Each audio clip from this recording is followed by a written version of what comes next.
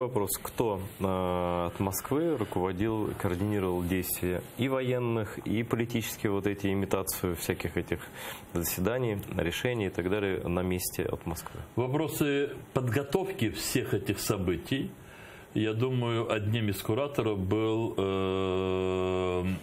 Сурков. Я об этом давал интервью, и все это можно ознакомиться. В начале февраля у меня раздался звонок, мне позвонил один из моих друзей, казанский татарин, и сказал о том, что планируется посещение Крыма Сурковым, и если с его стороны будет просьба встретиться, не отказал бы я ему, встретился бы я с ним. Я помню этот момент, у меня в кабинете было много людей, и я тогда, как бы немножко чуть-чуть, потроллил своего товарища.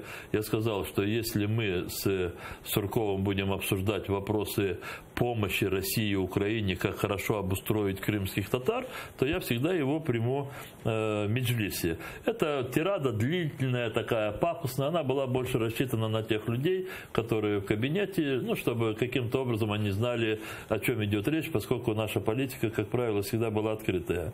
Сурков посетил Крым. Он встретился с Могилевым и Константиновым. Он не встретился со мной. И это мне позволяет говорить о том, что вот подготовительный период больше координация была за Сурковым.